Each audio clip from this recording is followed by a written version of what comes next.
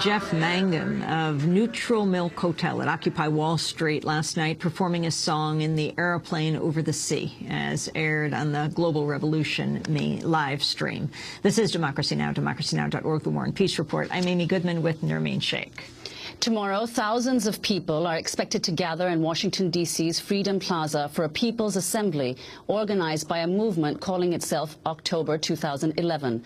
They plan to occupy the plaza until they've brainstormed sustainable solutions to promote universal health care and economic justice, as well as end the nearly decade-long Afghanistan war.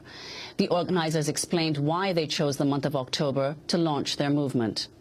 This October marks the beginning of the 11th year of the U.S. invasion and destruction of Afghanistan. This October, austerity measures will no longer be limited to individual states. This October, federal budget cuts will hit home. This October, the federal budget will deliver unlimited war funds, corporate subsidies, and tax breaks for the super rich, while cutting services for human and environmental needs. But in October, a growing number of us will mark the beginning of something else in the United States. A moment when we will unite to demand an end to a system that puts profits and warfare over the welfare of people and the environment.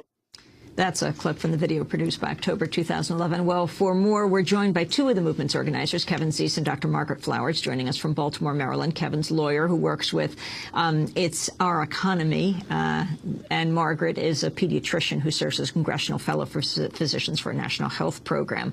Kevin and Margaret, welcome to Democracy Now! It is great to have you with us. Talk about what the plans are for the anniversary of the Afghanistan war. 1 decade in, 10 years in, linking it to all the other issues. You started this many, many months ago. That's correct, Amy. This came out of seeing that all of the issues, the work in the peace movement to end the wars, the work for single payer, work for environmental justice, have been hampered by the same obstacle, which is the corporate control of our political process and the corporate media message, and saw the need back then to bring these movements together to unite. And because we do have the numbers, we do have the strength in our numbers. So we wanted to mark the 10th anniversary of the war. And also the important piece is also the first week of the federal budget, because it really links the fact that we're using our resources for war and exploitation of people on the planet and not to meet our own human needs. So we wanted to bring those two together in October 6th in Freedom Plaza. As you said, thousands of people have pledged to come there.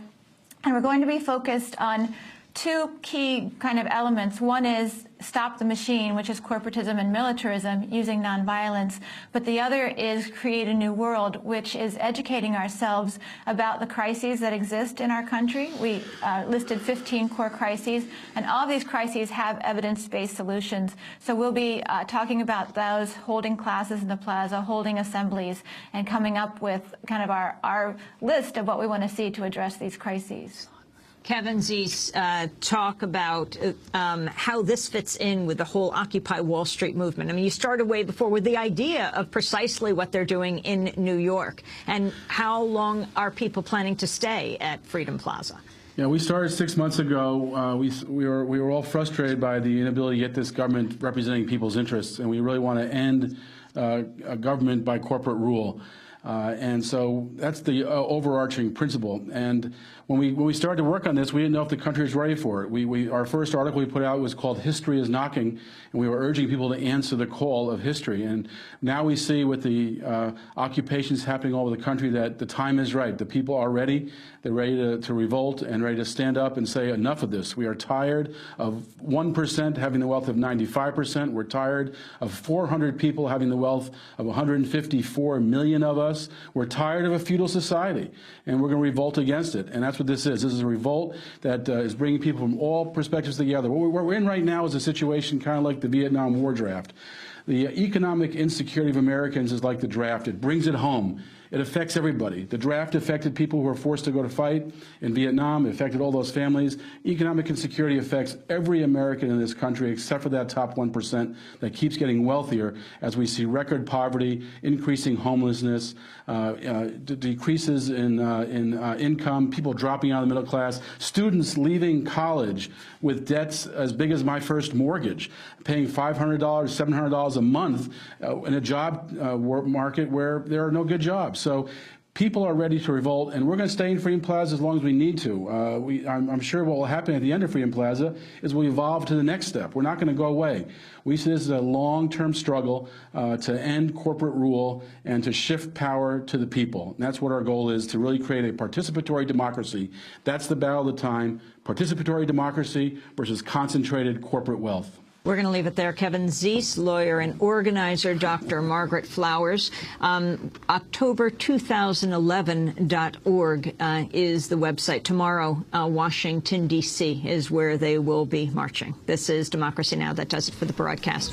Democracy Now! Is produced by Nermeen Sheikh, Mike Burke, Aaron Mate, Steve Martinez, Sam Alcoff, Hani Massoud. I'm Amy Goodman with Nermeen Sheikh. Thanks for joining us.